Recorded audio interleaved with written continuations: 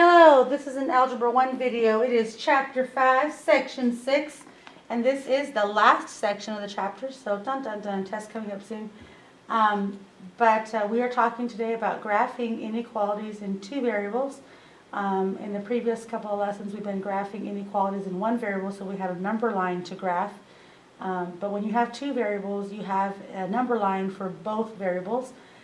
Generally, those variables are x and y. And so you end up with a coordinate plane.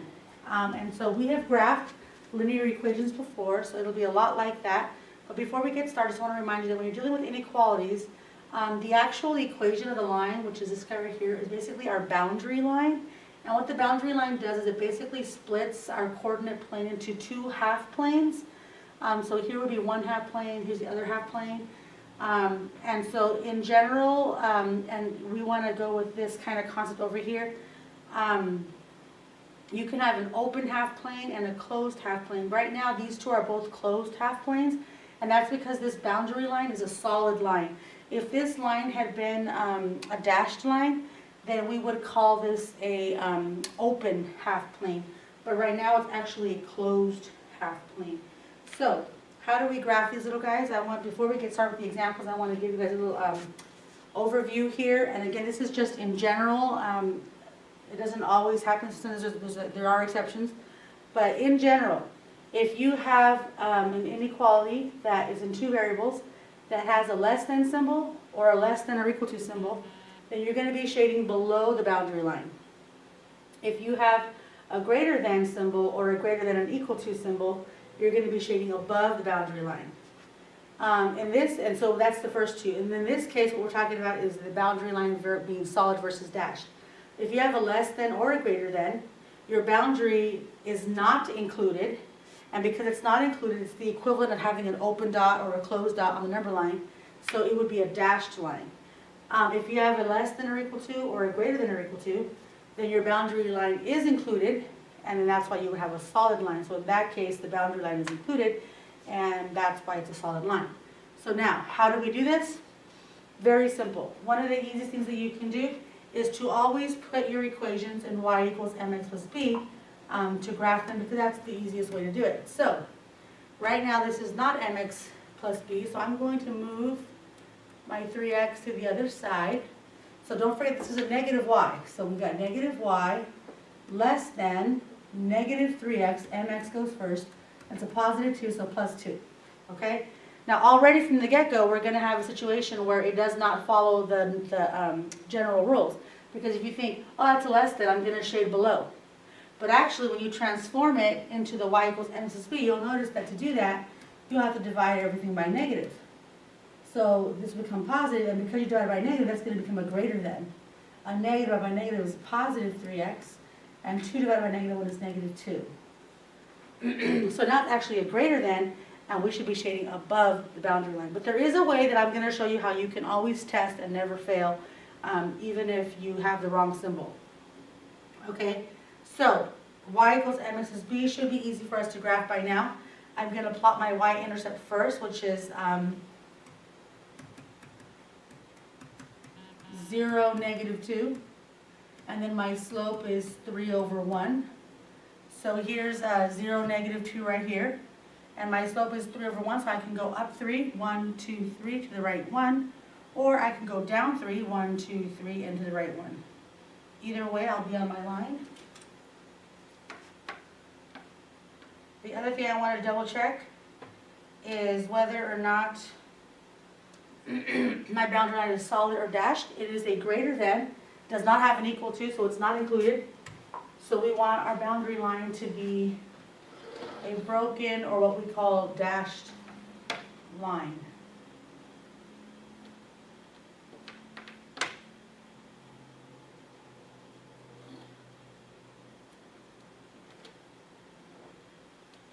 Okay?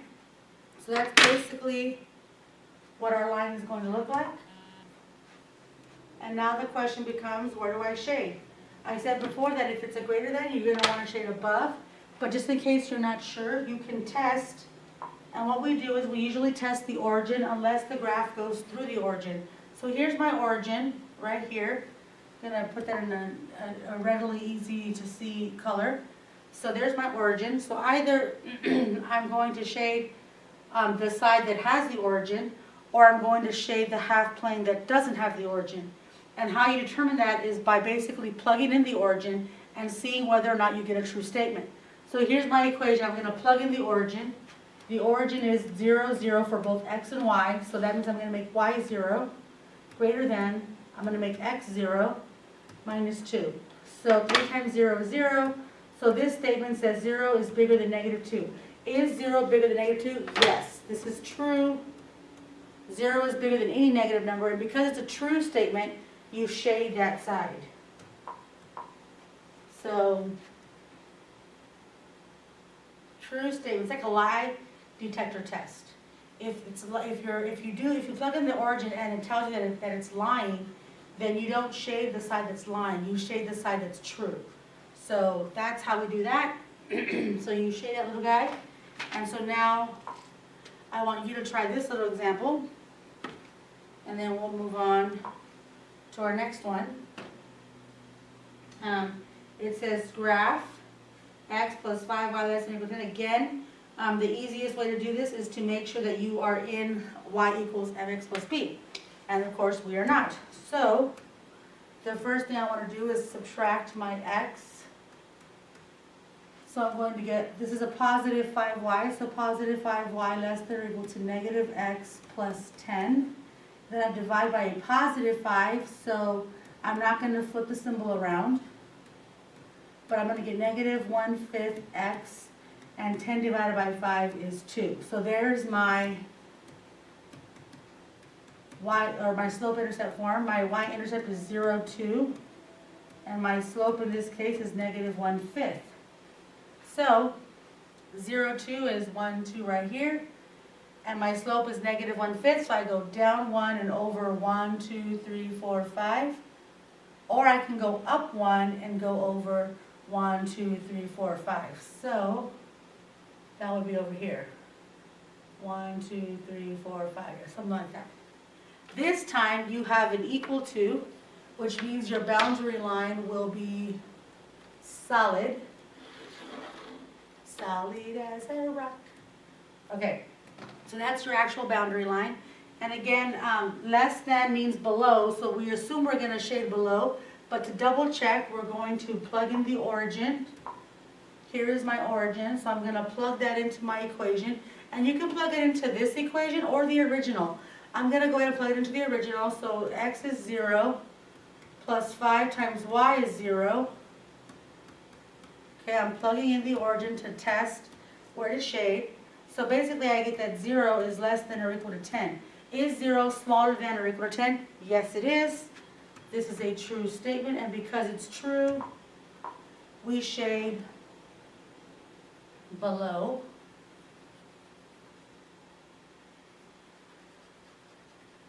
Excuse me for my coughing. I'm a little under the weather, but not enough to leave you abandoned. All right, so now you will try this guy. And then we will do this little example here. And these examples are kind of funky looking. You look at it and it's like we're graphing in two variables, but they've only given us one variable. It says 3x plus 5 less than 14. There's no variable. I want to remind you though that when you only have one variable, you want to solve for that variable. So we get 3x less than 14 minus 5 is 9.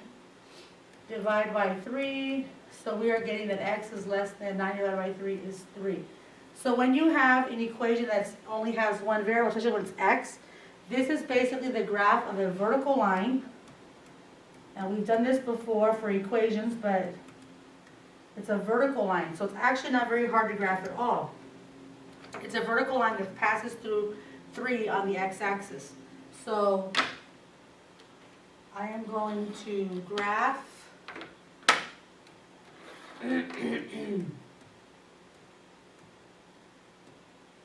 there's my coordinate plane, and x less than 3, I'm going to do, here is 1, 2, 3. So it's going to be a vertical line that passes right through 3 on the x-axis. And because it's a less than, not a greater than, it's not going to be a solid line, it's going to be a dashed line.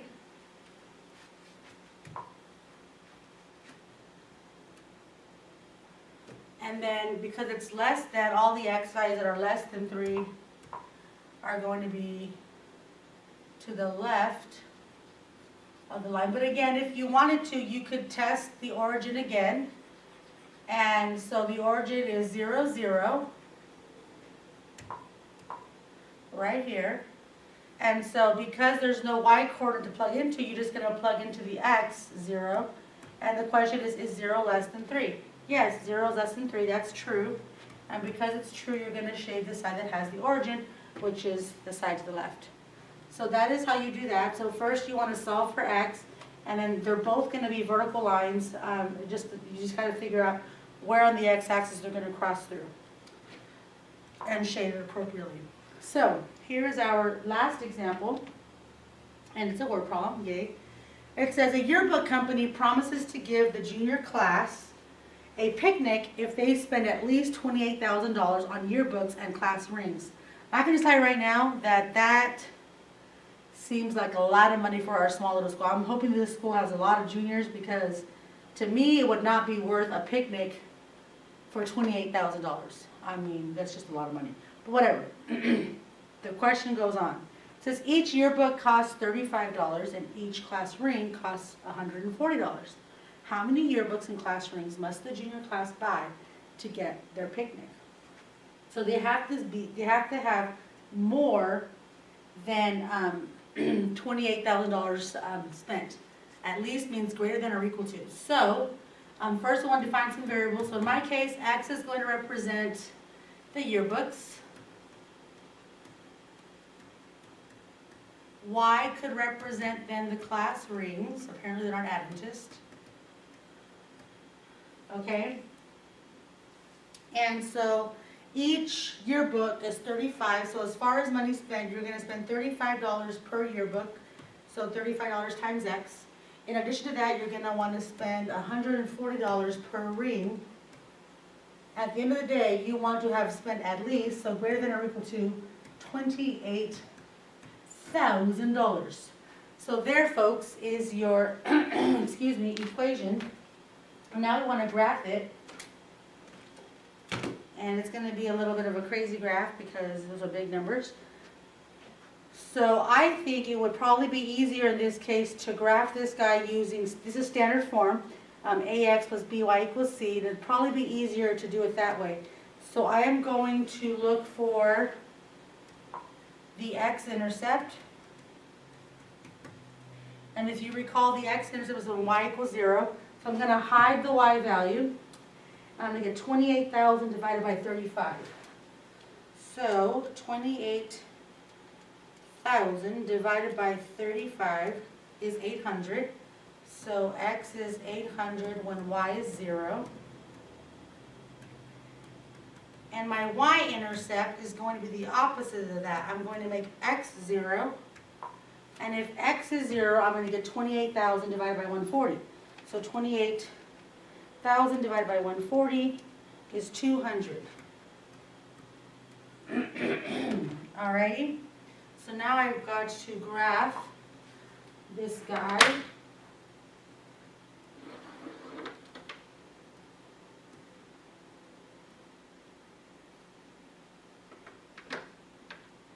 I don't need any negatives because it doesn't make sense to have negative yearbooks or negative class rings. So I stick to my positive axis. I want to go by hundreds. So I'm going to go 100, 200, 300, 400, 500, 600, 700, and 800 is way up here. So I'm going through my equation there. So that's 800. But actually, let's not do that because I don't need to go that far on the y-axis. On the y-axis, I need to go to 200. So let's go, this will be 100, so we'll go by 50s. this will be 200, and this will be 300. Okay? But on my x-axis, I am going to have to go all the way to 800, so we're going to go 1, 2, 3, 4, 5, 6, 7,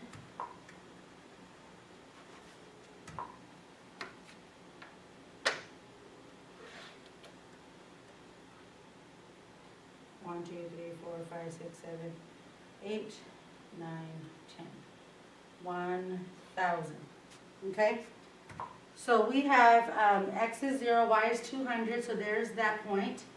And then we have 800, 0, so that's 1, 2, 3, 4, 5, 6, 7, 800 is going to be right here. And then we're going to, this was an equal to.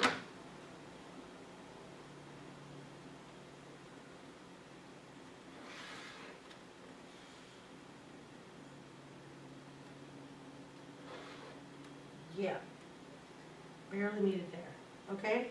So there's my line, it's a solid boundary line, and then we have to figure out where we're going to shade.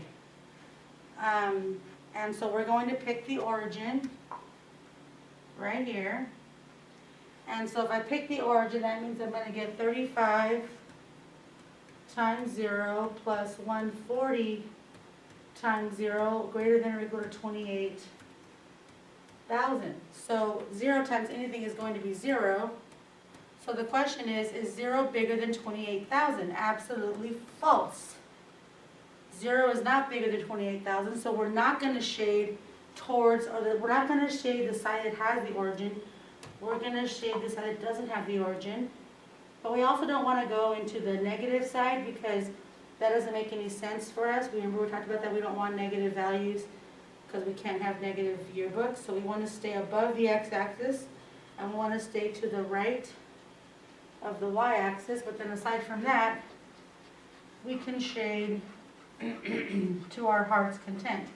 So what this example is basically telling us is that there are a lot of options for how many yearbooks you could buy and ring combinations. For example, if I were to go 1, 2, 3, 4, 500